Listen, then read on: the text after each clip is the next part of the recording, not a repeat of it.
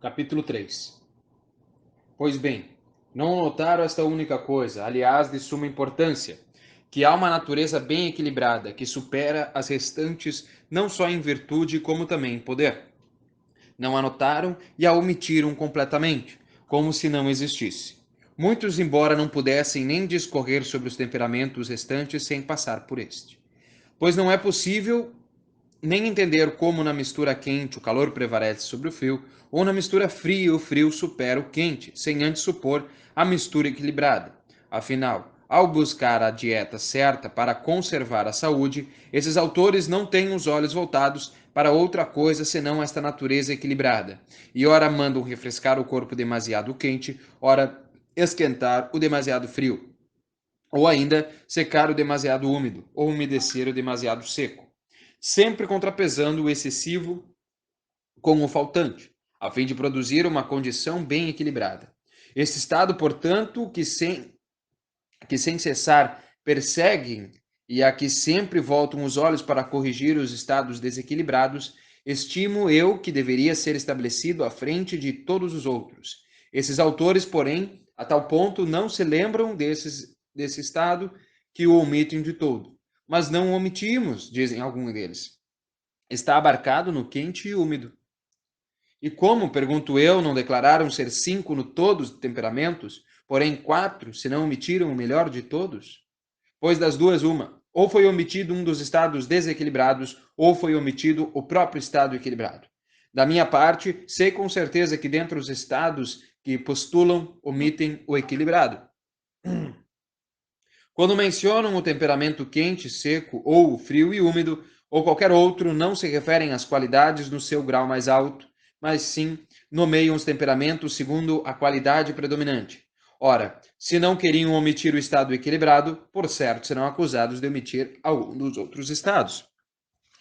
Se, porém, considerarmos que o equilibrado seja como querem eles, o quente e úmido, terão omitido completamente aquele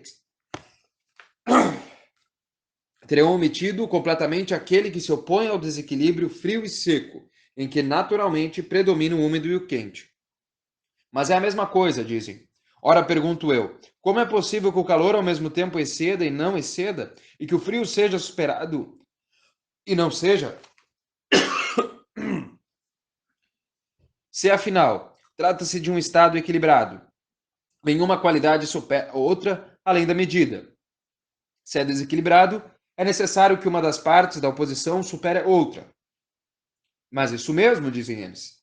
É próprio do estado equilibrado o quente superar o frio e o úmido superar o seco. Pois se o frio, argumentam, vence o quente, mesmo que por pouco, já não é um temperamento bom. Se se avantaja mais, a doença. Se ultrapassa violentamente, morte.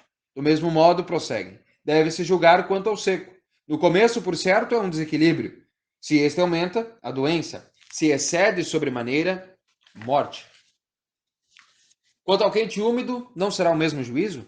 Pois quem não concordaria que quando o quente prevalece um pouco sobre o frio, ou úmido sobre o seco, está começando um desequilíbrio? Quando se avantaja mais a doença e quando predomina completamente a morte? Supondo, é claro, que vale para os dois lados o mesmo raciocínio. Do contrário, não podemos nem condenar os estados quentes e úmidos em excesso, nem admitir que são doenças as doenças que consistem do quente e do úmido excessivo. Opondo-se a essa opinião, alguns seguidores de Ateneu de Atalha negam que se deva inculpar o estado quente e úmido, ou que haja alguma doença que seja quente e úmida. Dizem que, pelo contrário, toda doença é quente e seca, como a febre, ou fria e úmida, como a hidropisia, ou fria e seca, como a melancolia.